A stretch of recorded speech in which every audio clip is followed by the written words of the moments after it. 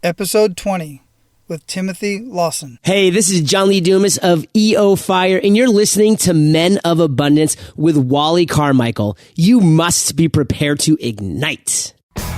Welcome to Men of Abundance, the podcast for those looking to level up their lives by hanging out with some of the greatest leaders and established professionals in our community, living a life of integrity, honor, and the abundance mentality. Prepare to pay it forward with your host, former Army medic turned lifestyle entrepreneur, Wally Carmichael.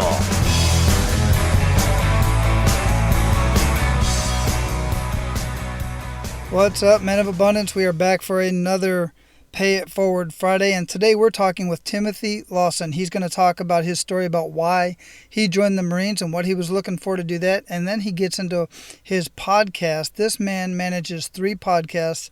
I don't know how he does it, but Tim started podcasting before podcasting was as cool as it is today, and I know you think podcasting is cool because you wouldn't be here otherwise. Or maybe you think I'm cool. Either way, I'm glad you're here. As usual, guys, before I introduce Tim, I want to remind you that you can get involved in the conversation by going to our private Facebook group. All you have to do is ask for permission, and I'll let you in. So just go to Facebook and search for Men of Abundance Free Community. Click on the green button, and I'll give you access. And of course, don't forget to subscribe, rate, and review this show so that other men can find it. And share our show with as many men that are in your circle. And of course, you can either do that directly from whatever medium that you're listening to this on, if you're listening on iTunes or Stitcher or SoundCloud, or even if you're listening directly from our website at menofabundance.com. Share whatever it is that you're listening to. Share it on Twitter, share it on Facebook, wherever, so that other men can find this show. And some women, because as I said before, about 45% of the listeners, or at least those that are going to the website, are women, which blows my mind, but I think it's really cool because, quite frankly, I listen to podcasts that are geared towards women because that's where I find a lot of content to help me in my life and to help you guys. All right, so let me introduce Tim to you guys. So Timothy Lawson served 5 years in the United States Marine Corps, spending a majority of his career as a Marine security guard, protecting U.S. embassies in Algeria, Russia, and Peru. Since leaving the Marine Corps, Tim has pursued a degree in broadcast journalism at American University in Washington, D.C. Tim is the founder of Lawson Entertainment and hosts 3 weekly podcasts, which blows my mind. That's amazing. The 3 podcasts that Timothy hosts is Fuel for Warriors, Follow Your Spirit, and One Too Many, Veteran Suicide. Tim's former podcast, Veteran Empire, was nominated for a 2013 Podcast Award in the Culture and Arts category. That's pretty cool. Timothy, welcome to the show. Thanks, Walt. It's so awesome to be here. I love, as a podcaster, I really appreciate the opportunity to be on this side of the microphone. Yeah, and I see you got 3 shows, and that just blows my mind, and we're definitely going to get into that because I've got the one show 3 days a week. Started out 4 days a week, but it's a little bit, changed things up just slightly. But we're definitely going to get into that in the show and possibly offline as well. Yeah, absolutely. Let's do this. Cool. So where are you at in the world? I reside in the greater Washington, D.C. area.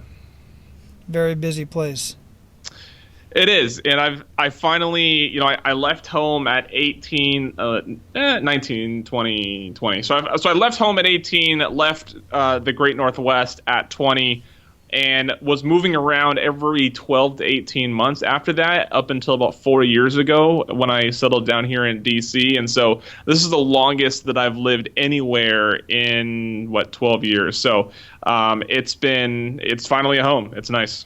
That's nice. So we're going to get right into that, as a matter of fact. So I talked a little bit about who you are, basic bio, and but I would like to hear more from you and get a little bit deeper, and let's get a little bit personal.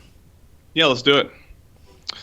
So, I'll get a little bit more into the deeper part of this story, but, I grew up in Oak Harbor, Washington, little Navy town, just north of Seattle.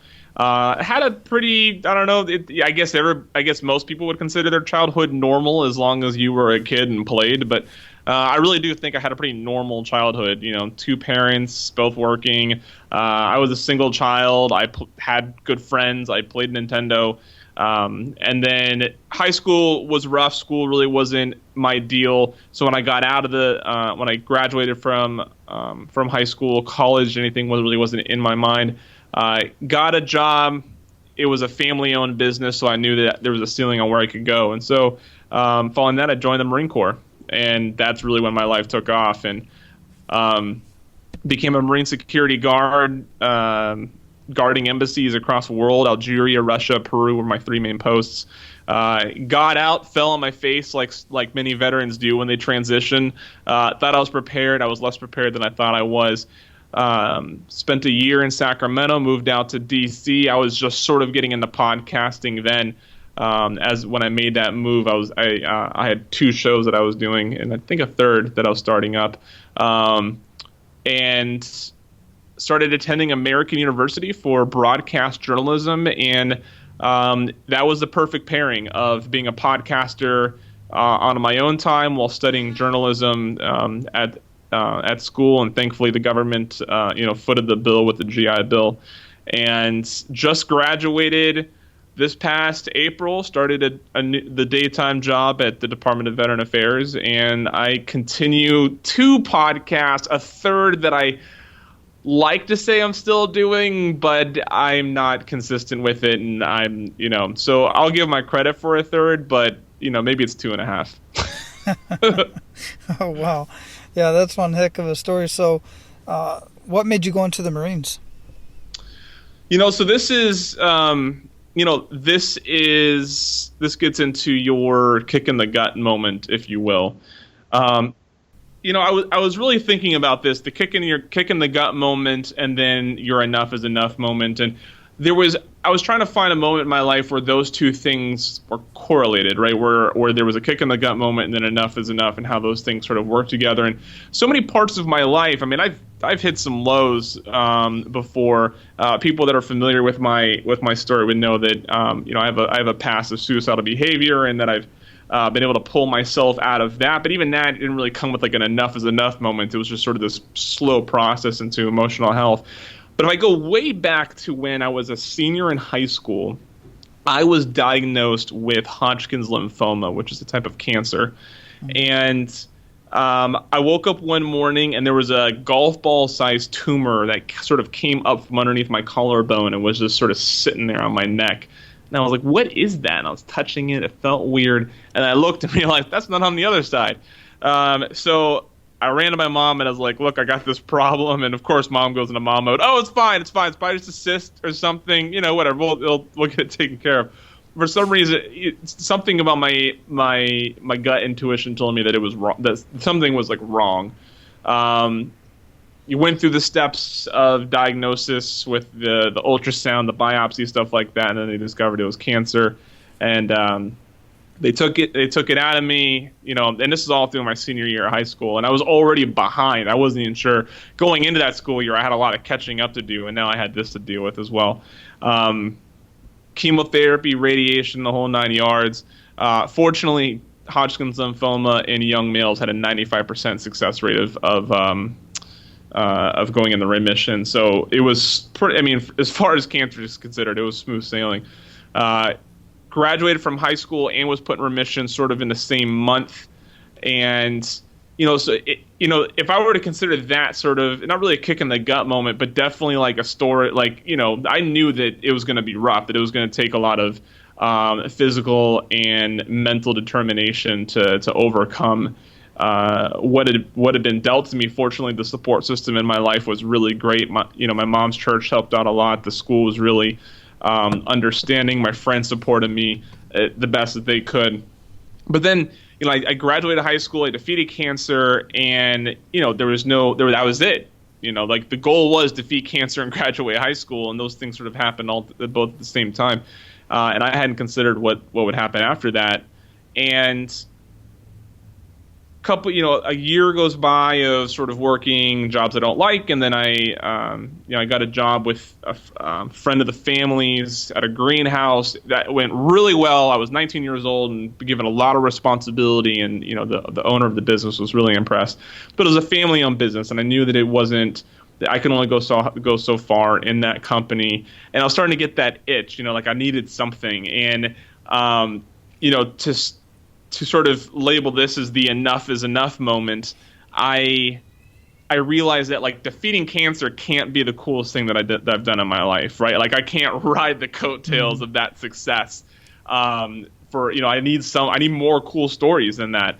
And so I happened to be on a day trip with one of my good friends from high school. He was in the Marine Corps Reserves, and I was hearing his stories of boot camp in Iraq and stuff like that. And I was motivated. I wanted to go. I wanted to do something special. And so I talked to my recruiter. I talked to a recruiter, and I intended on originally going reserve so I could like stay home and like live that family life.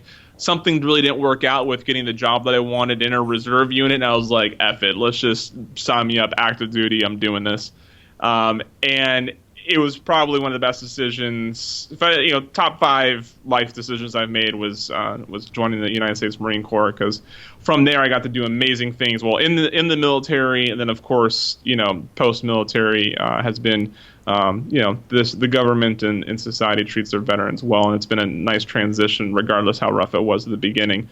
But my veteran status is what's sort of carried a lot of the podcasts that I've had. One of the first successful podcasts that I had, so I guess it was the second one that I launched.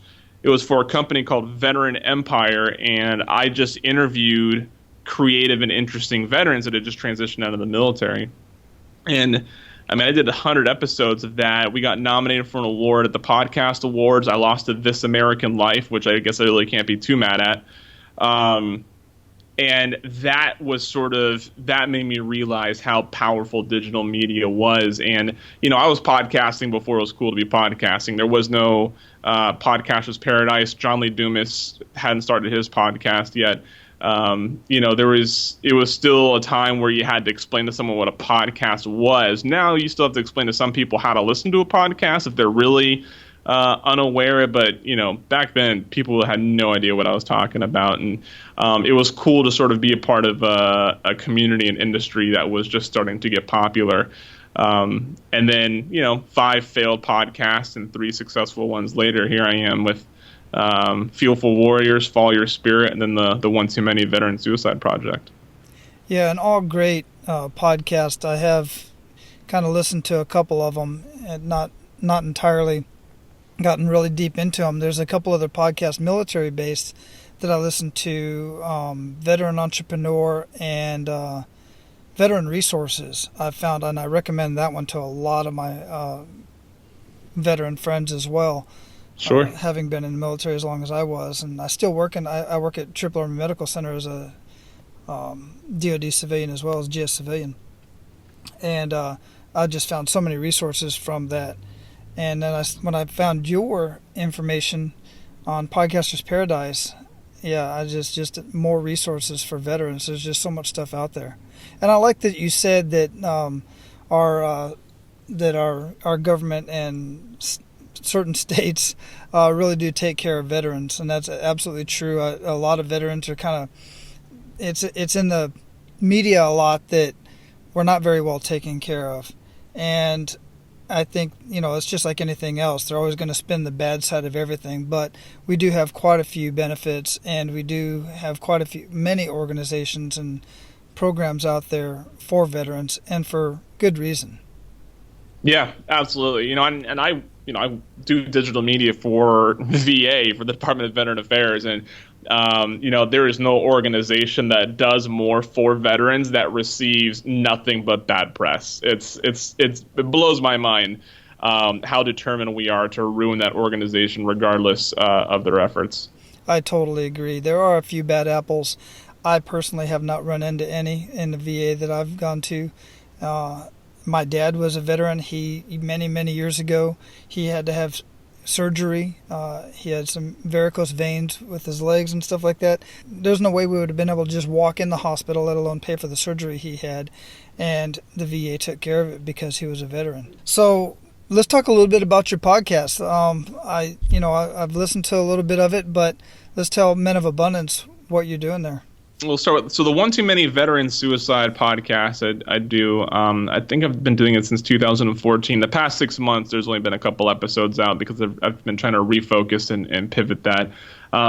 Veteran suicide is a huge issue in America. I mean, suicide in general is, but the veteran community definitely got a lot of attention on this when veterans started dying on wait lists, and they started doing, the VA started putting out reports on veteran suicide, and I really didn't like the narrative that was coming out in the media, and I didn't like the way that the veteran community was trying to approach a solution. I thought it was kind of backwards. Like, they kept on yelling up, like they were trying to look up and be like, why can't you fix this? And I'm like, no, veterans can take care of their own. Like, we should be able to do this at a ground level as well. Like, obviously we need to do this. We need all the support we can get. And so I wanted to contribute to the conversation, and, podcasting was my thing. Like, that was the only medium that I felt truly powerful in, and so I started a podcast on veteran suicide, and all I did was I let veterans come on and talk about their experience with suicidal behavior, or families and friends of lost loved ones to come on and talk about what that experience is like, what they've learned from it, and stuff like that. And all I do is tell them, hey, start the story where you think it best begins, and then they just talk for 20-30 minutes at a time sometimes, and I poke and prod with questions and sort of guide them into a direction that I think is most powerful for the audience. But I just sort of let them get everything they have to say off their chest. And it's the guests enjoy it. The audience finds it really powerful. It's really, it's valuable to me to have these conversations. And so that's the first podcast. That's probably the podcast I'm most well known for right now, that I still actively do. My second podcast, called Fuel for Warriors. It's a show that I started doing after Veteran Empire podcast ended. I wanted to continue doing a podcast that could sort of exist in the veteran space but wasn't pigeonholed in it. So Lock and Load Java approached me, said, "Hey, we want you to do a podcast for us." And I was like, "Great, I have this great idea." So it's veterans, athletes, and other people that can resonate with the idea of being a warrior. And I try to stretch that word as much as I can to keep the guest list diverse and dynamic. And we just talk about what it means to be a warrior, what challenges they face, what they're doing to better overcome those challenges, and what ultimately inspires them. And in the middle of all of that, we talk about their story, their project, what it is they have going on. So it's, each episode has a theme and the staple questions, but they're still different in the way that they flow because each guest brings a different conversation to the show. And then the third podcast that I do is called Follow Your Spirit, and it's actually just my stab at sports journalism. I've always wanted to do something on sports, and so I started covering the local professional women's soccer team, the Washington Spirit, and I started a podcast called Follow Your Spirit, where we have team game recaps, team analysis, and player interviews. And obviously the player interviews are the episodes that do the best, and that's what the audience wants. But that's a slow growth, but it's a steady growth because women's soccer is booming right now. So I think I got in at the right time on that one. Absolutely, yeah, I think so too. So 3 podcasts. You still work full time as well? Yeah, so it's 40-hour a week job at the Department of Veteran Affairs. I'm good at doing the podcasts, right? It's the stuff, when podcasters look like, how can you do that many shows? I definitely fail in the marketing and the stuff like that. Sometimes I forget to make a social media card for an episode or something like that. So there's administrative and marketing side of this that definitely suffers from the fact that I have a few of these. But like I said, I've been podcasting since 2012. I know how to chop up an episode. I don't have to listen to the whole thing to edit it.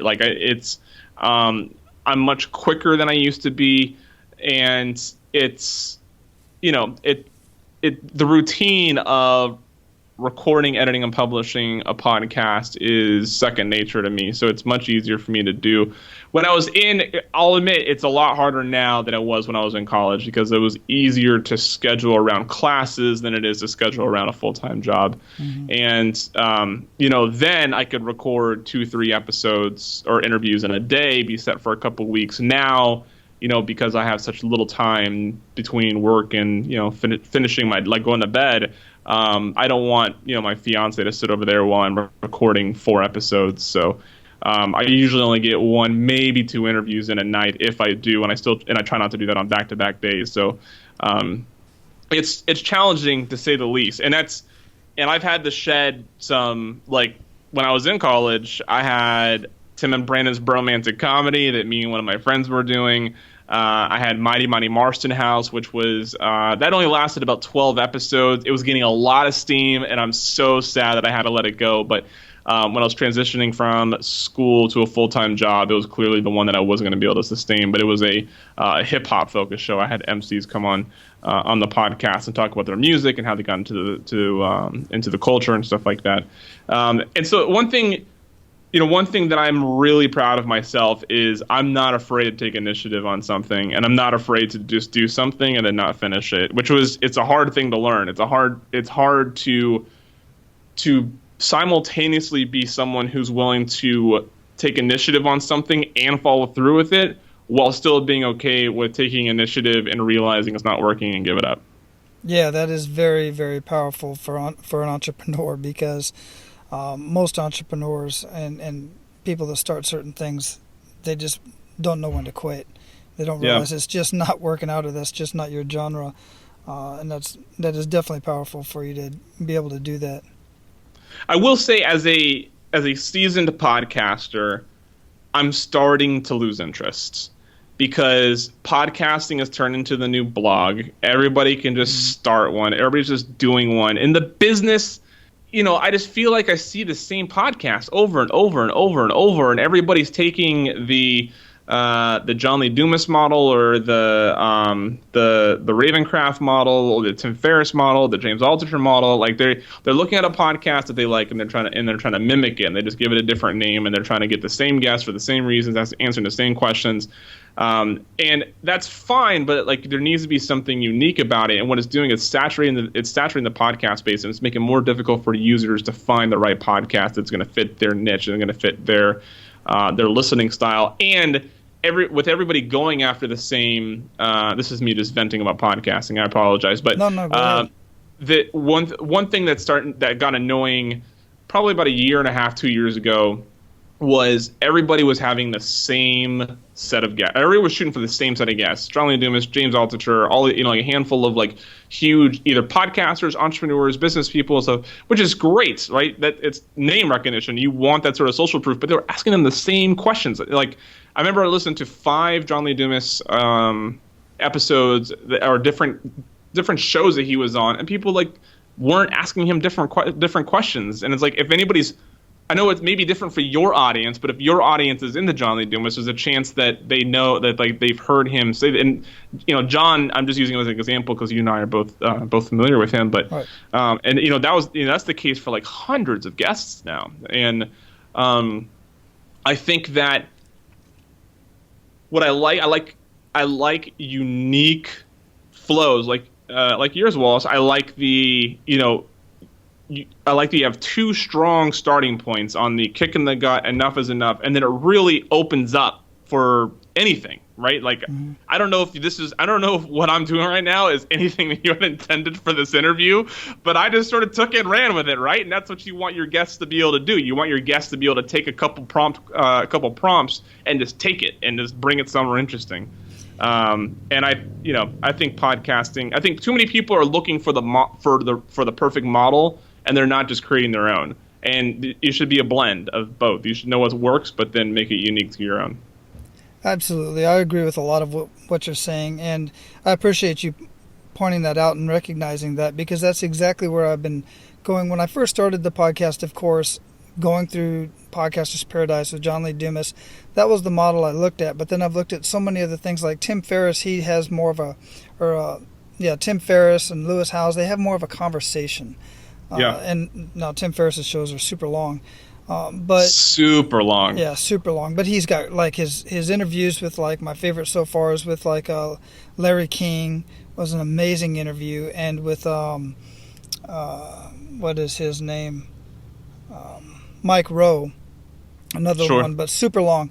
But I like structure, but then at the same time I just wanted to carry on into a regular conversation after that little bit of structure, and then we kind of pay it forward, because that's the brand of my podcast is Men of Abundance, the Pay It Forward community, and that's the way I like to run things. But I'm still finding my voice, and I'm still kind of finding my not just my voice, but my strategy and how I'm gonna go on. So, like, for instance, I've been talking with Pat Flynn, and he's possibly going to, if everything works out right, he'll be on the show in September. But the guests that I like to have are the guests that nobody has ever heard of. It's not just the folks that are making millions of dollars, which I've had a couple on the show with Randy Schrum and some other guys that are very established entrepreneurs, but the guys that are just getting started and trying to make it without being a Ask Pat type of show where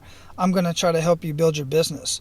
We're just going to talk about the issues, talk about what's going on, and pay it forward to you, and possibly get you some recognition out in this digital space and this audio space that we're in. Exactly. And what's awesome about podcasting is there's so much you can do with it, right? Like you can break down into niches and ask different questions. And what I've learned that I really like doing is I like keeping the category of guests consistent, right? So that's why I have things like Veteran Empire and Fearful Warriors, and where it's entrepreneurs talk to entrepreneurs, stuff like that. But I like to tap into industries and audiences that I haven't tapped into yet, right? So on Fearful Warriors, I've had everything from military veterans to professional soccer players on both the women and men's side, Olympic athletes, Brazilian Jiu-Jitsu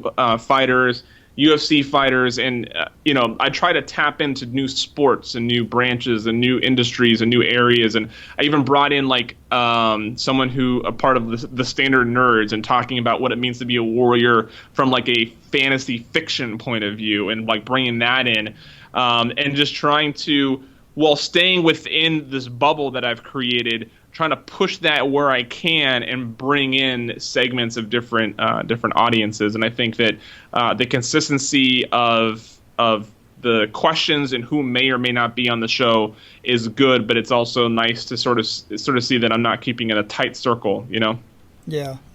And one of the things that I'm kind of having a challenge with is, originally with Men of Abundance, my original thought process was just to have leaders in the community who are living a life of abundance, not necessarily entrepreneurs or veterans for that matter, but being a veteran and being an entrepreneurial mindset. That just seems to be who I attract onto the show and into my life in general. But with the entrepreneurs that I'm bringing on, originally, like I said, I wanted it to be just the guys that were up and coming. But again, you need some of those guys to kind of launch forward as well. Some of those big influencers, if you will. So are you monetizing any of your shows at all, or do you have any sponsors? So Fearful Warriors is commissioned. So Lock and Load Java, they pay for the production. But I consider them a production partner and not just a sponsor, because I created the show for them, right? It's branded in part with their logo. Fearful Warriors is actually their tagline, they're a tagline they've been using for their business for a while, and so it's not my show that they're sponsoring. It's their show that I've created for them that they're giving me creative reign over. So that's what's one that's being monetized. One Too Many, I'd really like to get a sponsor, but I haven't been consistent. I need to get back to some sort of consistency before I can pitch that to somebody. And then Follow Your Spirit, I think, will best be monetized through products, so like T-shirts, stuff like that, other items that like fans can buy and then wear to a game or something like that. And I haven't reached that point yet. Okay, yeah, because that's a point. At some point, these podcasts, they can be run very cheaply, but the way I'm doing it is quite costly. just because of building my website and the communities that I'm associated with, because I'm still in the learning phase and I'm learning something new every single day, especially by talking to folks like yourself and just on the various Facebook groups and blogs and everything that I'm paying attention to, and all the podcasts that I listen to on a regular basis. So the way I'm doing it is costing me money. So I am monetizing just slightly, just a little bit, from some products that I've been affiliated with over the years, and that's working out pretty good. But it's not me. It's not paying all the bills just yet. Yeah. And right now it's just a labor of love, because I absolutely love. One of the things I love most, and one of the things that I really wanted to get started with this, was it just intrigues me, all the different vocations and all the different ways that people make money in the world. And just digging through that, podcasting definitely intrigued me when I first heard John's story, because I'd been listening to podcasts, but I never knew anybody was monetizing it in any way. And when I saw what John was doing, I was like, that is just crazy. And then Pat Flynn and everybody else I became associated with. But people like Matt Miller, the post that just posted today, or the blog that just posted today, was an Air Force pilot. And now he works. He's got a franchise that he started from scratch with $30 basically, and or basically about $100, but $30 bought his first gum vending machine, and now he's got this franchise of stickers that he has in schools, and I think it's called School Spirit Vending. Unbelievable. I mean, it's just amazing that he's doing so well now after, goodness, delivering pizzas after getting out of the Air Force. All right, so we're at the point where we're going to pay it forward. You ready for that? Absolutely. Awesome, Tim. All right, Abundant Leaders, I know some of you are looking for a side hustle. Many of you are not, and that's cool.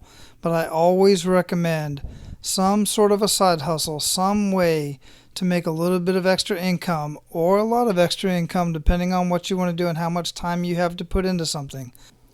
The tax benefits alone of starting some sort of side hustle from your home should be incentive enough, but you don't want to start a side hustle for tax purposes alone.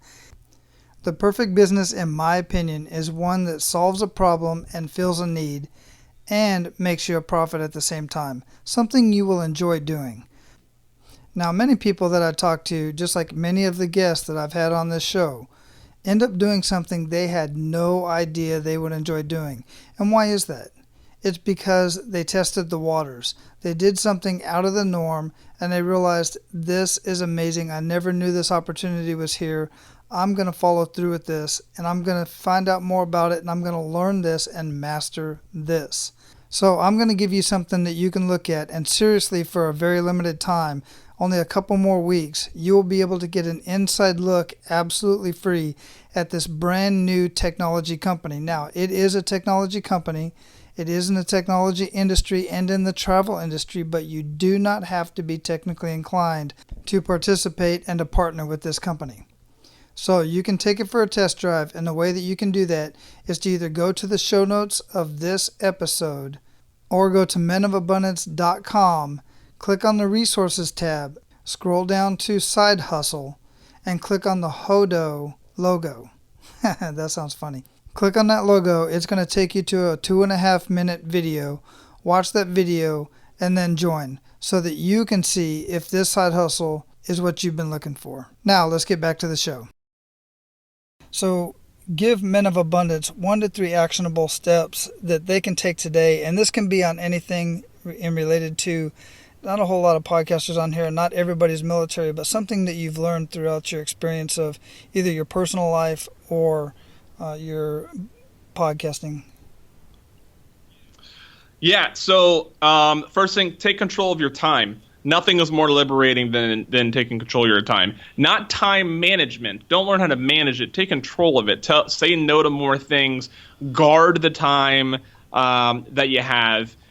So the second step to that would be then figure out what you want to do with that time and guard it like you would like a meeting at work, right? So if you want to learn how to play the harmonica, dedicate a half an hour, 3 days a week, put it on your calendar, schedule it, and then guard that time like any other. Don't think that, since that's a hobby, I can help my friend move that day, or I don't know, maybe helping your friend is more important than playing harmonica. But you get what I'm saying, right? Like, half an hour on Monday afternoon, I'm gonna practice this, and then if someone's like, hey, you want to grab drinks? Nope, sorry, I can't until after 4 p.m. or whatever, or whenever you'd be done with that. And guard that time. That's the only way that you're really gonna like get into something that you've been interested in. You're never gonna find the time to do anything. So take control of your time and then guard it, or schedule the things that you want to do and then guard that time. And then the third actionable thing, and like learn is men of abundance, right? So abundance is who talks about this a lot. James Altucher talks about this a lot. Being able to do experience and express gratitude is such a powerful thing. Just this morning, I was, I'm grateful for my life. I have a good job. I get to do the things that I want to do. And this morning, I walked into my climbing gym, and the woman, she was very friendly, like, hey, how you doing? I'm like, I'm wonderful. And she was like, oh, I wish I could say that. And I sort of wanted to challenge her, and I'm like, why can't you say that? I understand everybody's got their own stuff going on. I don't want to make it seem like people don't have problems, but she made it seem like she was only okay because there needed to be something else to make it wonderful. And just the fact that nothing was bad or nothing was wrong in my day, for me, it was wonderful. And I was experiencing gratitude in that moment and then expressing it. And being able to do that will create a lot of emotional health benefits, and that makes you more capable of doing the things that you want to do, taking an initiative, experiencing failure, or experiencing things not going the well it should, with grace. It makes you just a more pleasant person to be around, which I'm sure your friends and family will enjoy. So take control of your time, schedule the things that you want to do within that time, and then guard it, and then be grateful for everything that you get an opportunity to do. Wonderful. What daily habits make the biggest impact in your life? Exercise. And I say that from having gone 2 months with almost no exercise, and holy smokes, I forgot how huge of a benefit it was.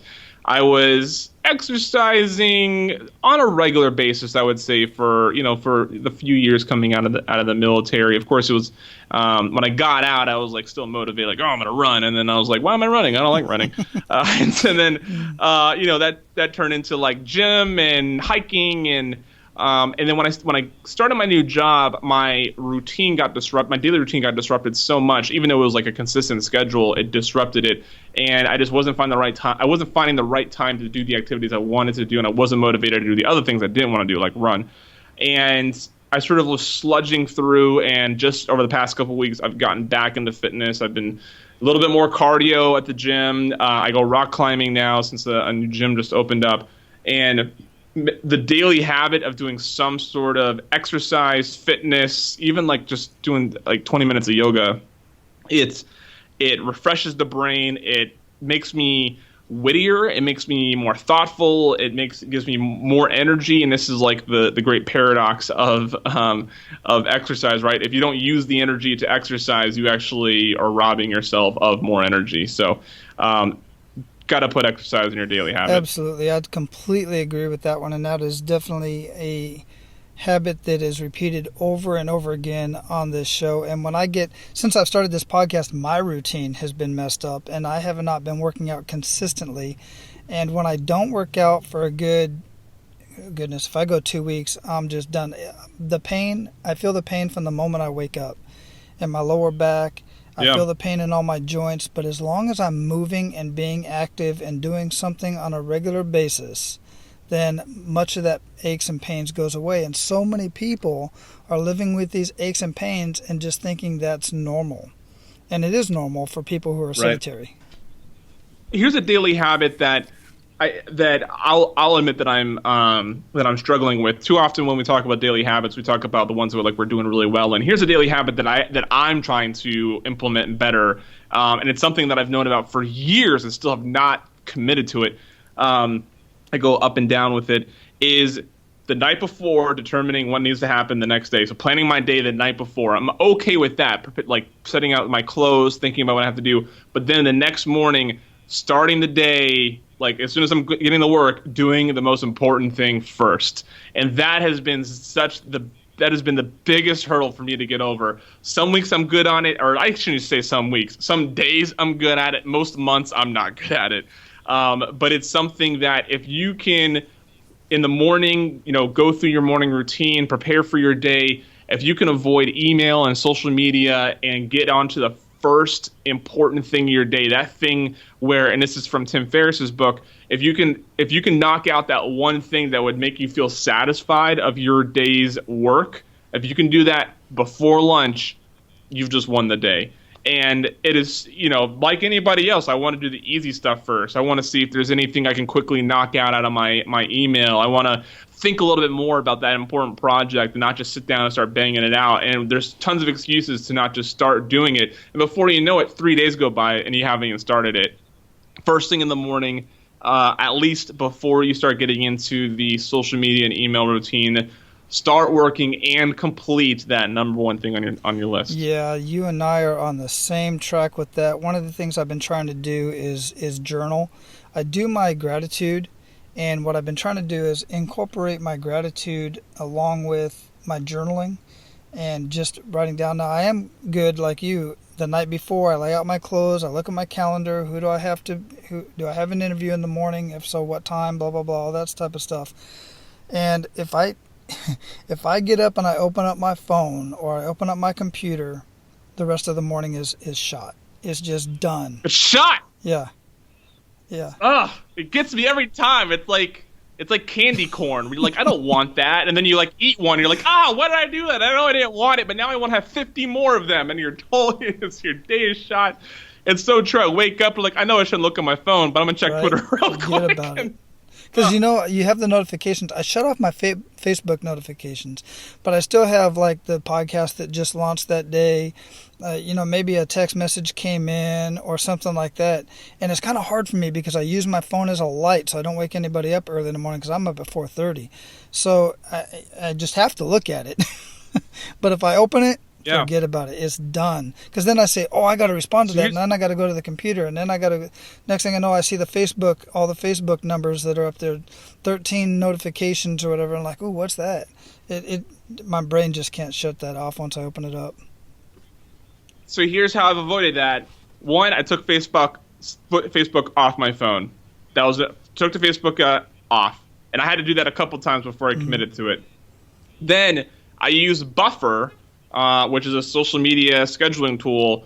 If I have anything that I want to post, I just put it in a Buffer, and Buffer trickles it out through my day on the schedule that I've set. So then I go and I try my darndest to only go into Facebook once close to the end of my day to sort of see what people are saying, respond to some of the comments, whatever, and then boom, I'm done for the day. The next day moves on. I don't let my phone notify me about anything except for text messages and my calendar. And I think there's one other thing. Oh yeah, like my parking. Otherwise, my phone's not allowed to notify me about anything. My phone is always on silent and upside. Right now, it's upside down on my table. So even if someone texted me, I wouldn't notice and I wouldn't be distracted by that.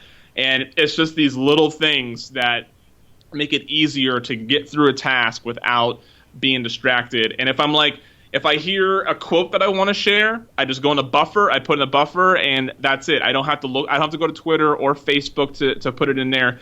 I know that it's going to go out to these platforms that I intend for it to go on, but I don't have to then go in and get sucked in. I mean, how many times have you gone into Facebook to do something, and 20 minutes later you're like, why did I come to Facebook? I came in here to do something, and just because you get sidetracked. So there's Tim Lawson's secret to staying away from Facebook. Trust me, I've wanted to delete Facebook a handful of times when I realize I'm like, I need to just get rid of this. But when you're an entrepreneur, it's such a powerful marketing platform that it's impossible to get away. It absolutely is, and and let's face it, all the videos and stuff are just hilarious when you do want to actually do some downtime and connecting with high school friends and military buddies and all that kind of stuff. So, you already mentioned Tim Ferriss's book, and I'm assuming you're talking about the 4-Hour Work Week. Awesome book, yes. By the way, and I'm going to have that one in the show notes. I highly recommend that book because it talks about much of what we were just talking about. But what other books would you suggest to men of abundance and leaders, and why? Okay, so I have a few, Absolutely. If I may. So the first one, and this is the book that I gift the most as well, It is Essentialism by Gregory McCown. And what I love about it is straightforward on how important it is to focus on what's important. And it takes all of the things we've learned about productivity and time control and distractions. It takes the best and most powerful of those things, puts them together, and uses a lot of great business examples, but you can apply it to any part of your life. Essentialism by Gregory McCown. It's as soon as I talk to someone, like one of my friends that I can tell could benefit from them, I give them a copy. And I always tell them, it's yours, do what you want with it. When you're done with it, you should at least pass it on. If not, keep it in your bookcase. The second one, Living Forward by Michael Hyatt. There was a co-author on that as well. I can't remember his name. Michael Hyatt's the lead author, though. This book is about life planning, and it's important because earlier in this year, there was a 6-week window in which I started a new job, graduated from college, and got engaged. 3 huge things happened in a month-and-a-half time period, and those were all the pinnacle of those parts of my life, right? Graduating college has been a goal for years. Getting Shannon to agree to marry me has been a goal for a couple of years.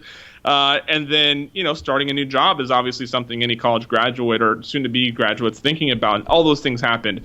And I felt myself sort of, after the rush of adrenaline and excitement of the new job and being engaged and all sorts of stuff, I started going into a lull. And that, I wasn't in a rough patch, but I just wasn't motivated. I didn't know what. I would sit down to do something, a podcast, and I'd ask myself, why am I doing this? I know I kind of enjoy doing it.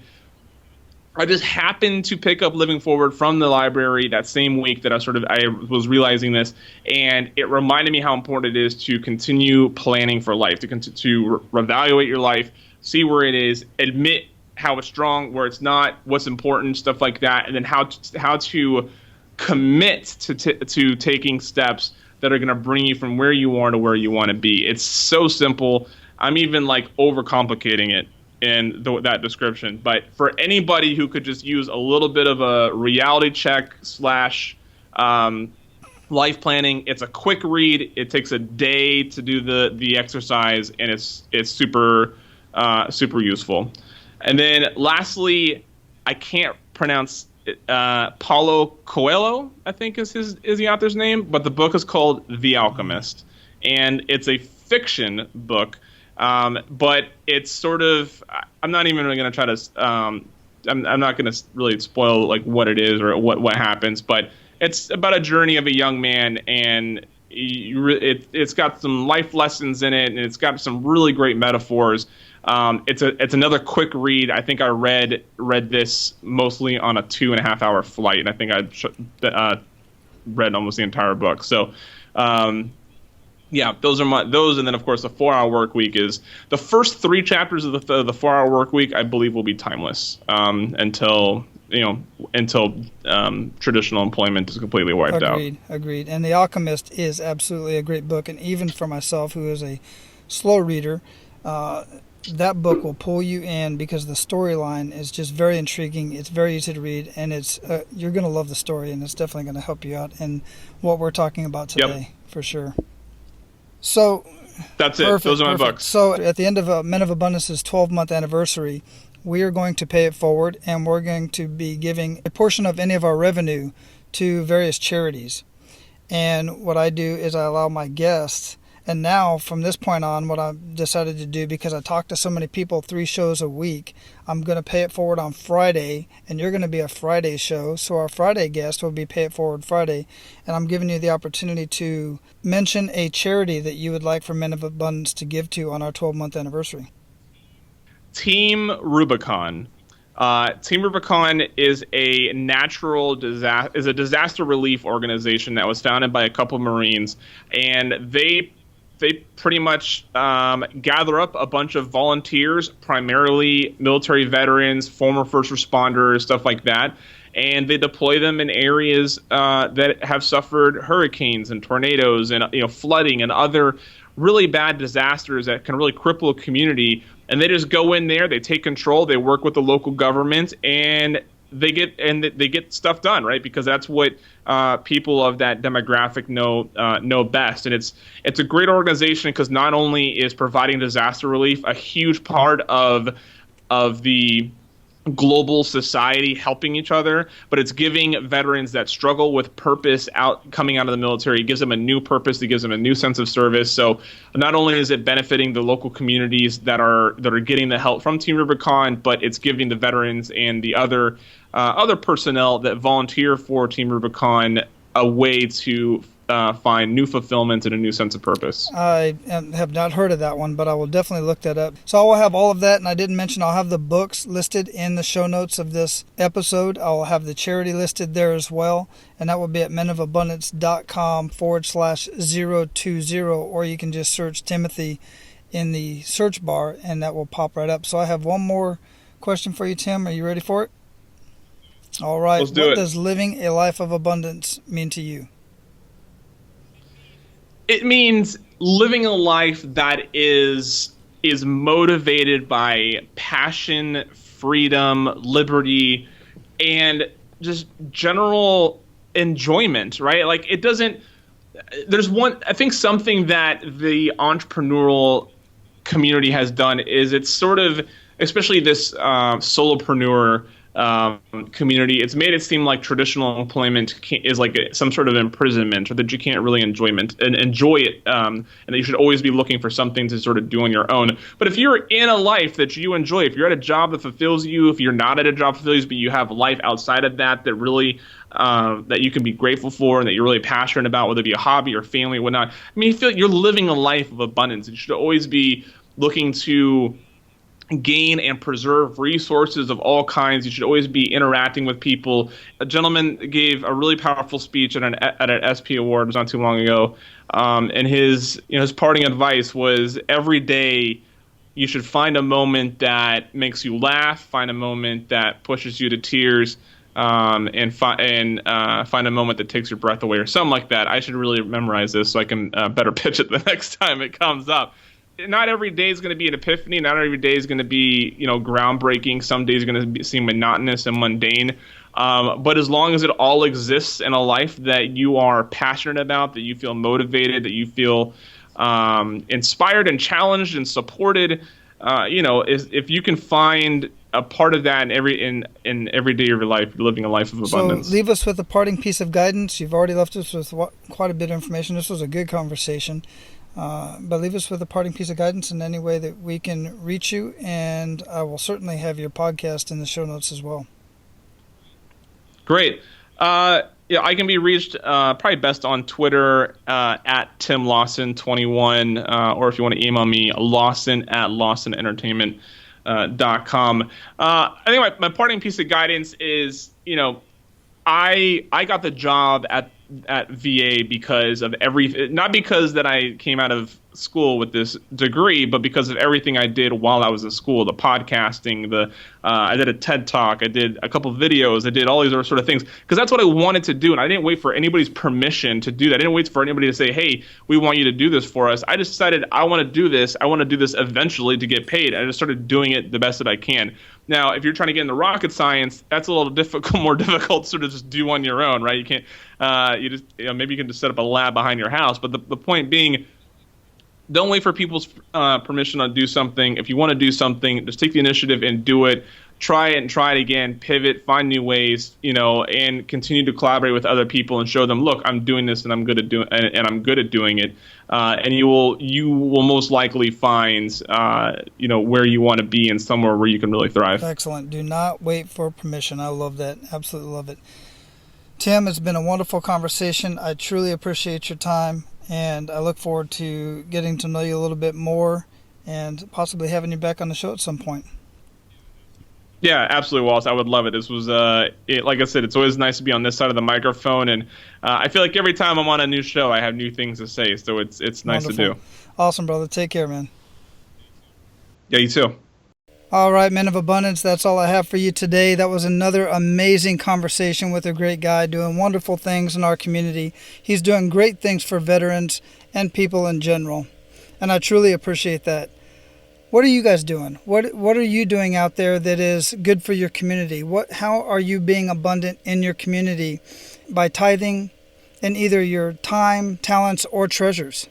I'd like to hear it. I'd like to know what you guys are doing out there. So go to menofabundance.com/020 and leave your comments on this podcast. I would love to hear what you guys are doing.